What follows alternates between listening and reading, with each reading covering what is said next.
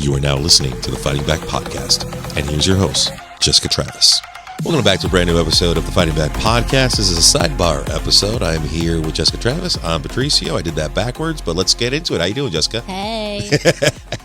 What are we talking about today, Jessica? DUIs. How fun. Oh, no, they're not fun. They're bad. They're dangerous. They're bad. They're dangerous.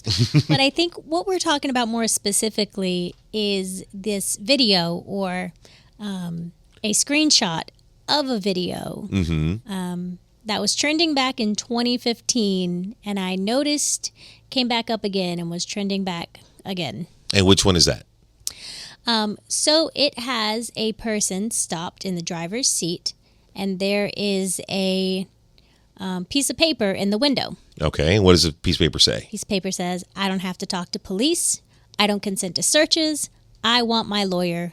And then the person is holding the driver's license right beside that piece of paper with the window rolled up. I've seen these, and I'm trying to pull up the image right now so I can put it up on the screen as well, because I know which one you're talking about. Can't pull it up, but go ahead, go move forward. Sorry, you can pull it up and put it in post, right? I could definitely do that. Yeah.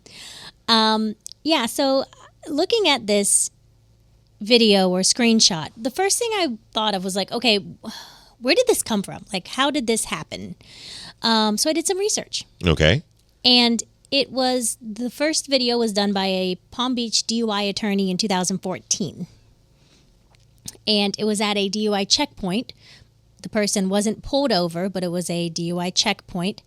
And this Palm Beach DUI attorney specifically did it to highlight why DUI checkpoints are wrong, why they shouldn't exist, something like that. Then I was looking at other videos where another activist in Levy County did a similar thing, but he actually fed his documents through a sandwich bag through the slit in the window. Right. And so the first one was an attorney. The second one, was that an attorney as well? Or? I don't think so. I think it was just an activist. Okay.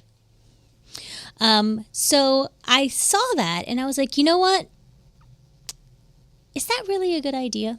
Does not sound like a good idea. And I actually have the photo. I'm showing it up on the screen right now for people to see. And if you're watching it, like, there you go. Is that the one you're speaking about? That is the one I'm speaking about. He looks very determined and very, very vexed, if that's the word I use. Yeah. So it got me thinking, okay, we've got the Fifth Amendment, right? Which says, yes, you have a right to remain silent and not answer incriminating statements. We also have the Fourth Amendment. You can refuse a search without probable cause. Okay. But I was looking at, what is really required? Do you have to roll down your window? Do you have to give information to an officer whenever you're stopped? And here's the thing. If you're driving a car, the statute says that you are required to give your license, your registration, and proof of insurance to a police officer if you are stopped for any reason, whether it's a DUI checkpoint or a speeding ticket or whatever it is.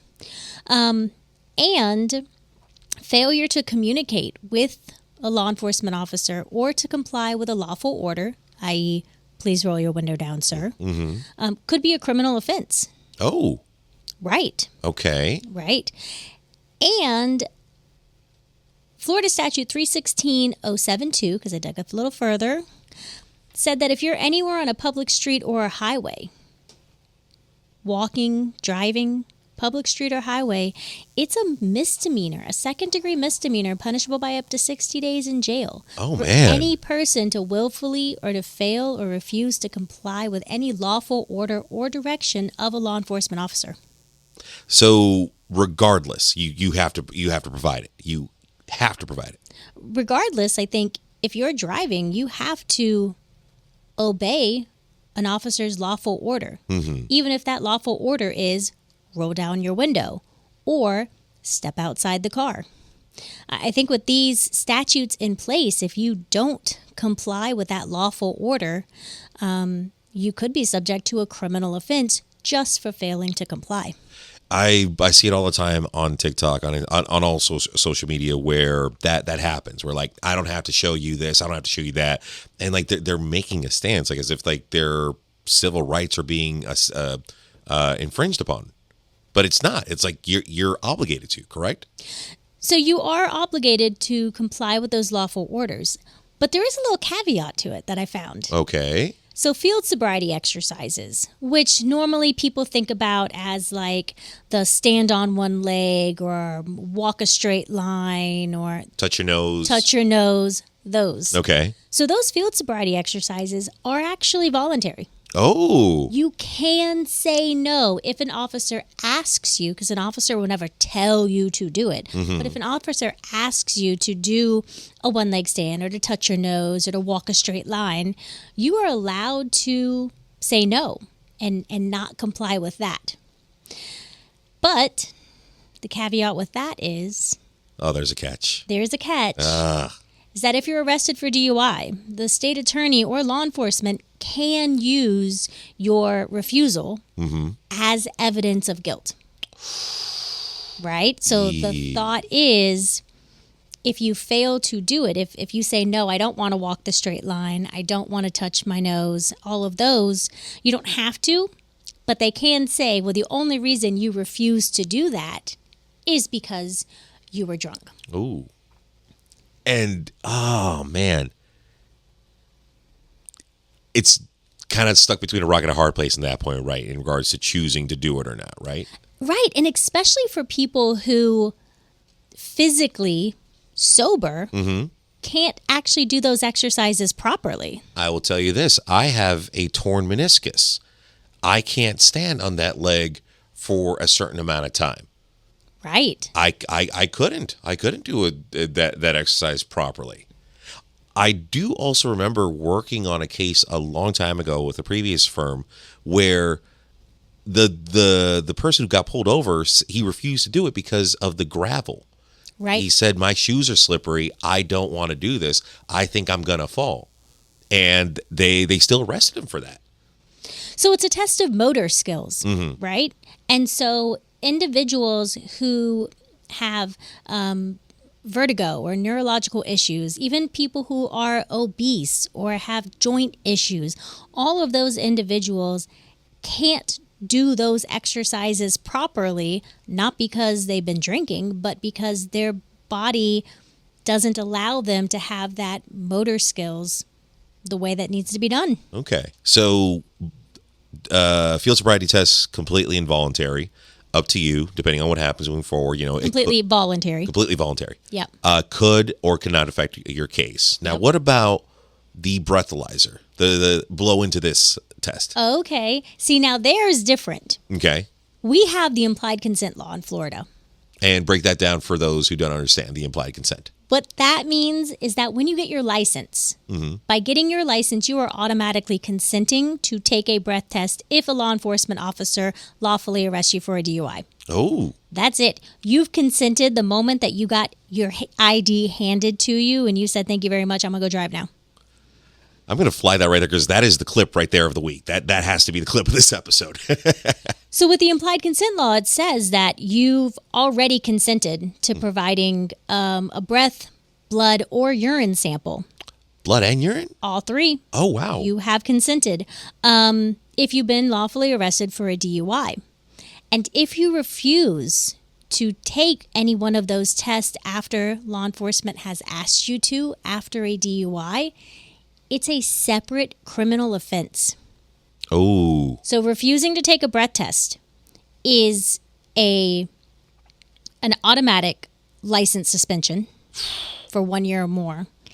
And if you have a second refusal, it's a separate criminal offense beyond the DUI. I was just about to say on top of the DUI. On top of the DUI. Wow. Yeah. So it is something to be aware of. While people don't understand what they can and cannot say no to, the field sobriety exercises, the walk and turn, they can say no to all day long. But when we're talking about now you're being asked to take a breath test, you've got the implied consent law coming into play, and you've got an automatic suspension and possible criminal case if you say no. Yeah. Wow. And usually on big holidays like 4th of July, New Year's Eve, Independence Day, you have DUI checkpoints. Correct. And I'm going to presume that those same laws apply at those specific stops as well. Correct. If you're stopped for a DUI checkpoint, or if you're stopped for any other reason that an officer may legally choose to stop you, those same laws and requirements are in effect. Well, that is extremely good to know, because, and I think we've done a couple of PSAs here at Vital Law in regards to this, where an Uber ride is going to charge you, $30-$40 to get home, but a DUI is going to be way more than that. Absolutely. I mean, I really do think that the proper thing to do is, if you've been drinking, get an Uber, stay where you are, don't drink and drive. It's not worth it to the legal consequences, to what might happen if you're on the road and driving impaired. It's just not worth it. But if you are stopped at a DUI checkpoint, or if you are pulled over for driving, I mean, I think there's some basic rules that you should follow when interacting with law enforcement. And what are those basic rules? Well, first thing is to be polite, obviously, to comply with any of the identification requests that the officer asks you for your license, your registration, your insurance information. If you're asked to do field sobriety exercises, decide based on you and your situation if it's something that you want to do. And if you're questioned or you're arrested, you do have a Fifth Amendment right to remain silent. You do have the right to not say anything or answer any questions without an attorney present. So understand those rights and let the officer know, if you choose, that you want to remain silent and you don't want to answer any or make any incriminating statements until your attorney is present. Beautiful. With that being said, any other final tidbit or anything else you want to highlight before we sign off for this episode? As soon as you're able, either that night or the next day, if you're arrested for a DUI, I would definitely recommend calling Fighter Law. We're an experienced law firm. We've been doing DUI cases and defending DUI cases for a long time, and that would be the final recommendation, is to get us involved as soon as possible. 407-344-4837, fighterlaw.com. Jessica, as always, thank you so much for that, for your time and knowledge, and we will see you guys later. Thanks so much. Thank you so much for listening. If you found this episode helpful or informative, don't forget to follow us on social media and share this podcast with your friends. Like, follow, subscribe so you never miss a show, and help others know their rights by spreading the word. Your support helps us keep fighting back. The information provided in the Fight It Back podcast is for general informational purposes only and is not intended as legal advice. Every case is unique and should be reviewed by a qualified attorney who can provide guidance based on the specific facts and circumstances of your case. Listening to this podcast does not create an attorney-client relationship with Fighter Law or any of its attorneys. If you are facing any legal issue, we strongly encourage you to consult with a licensed attorney directly.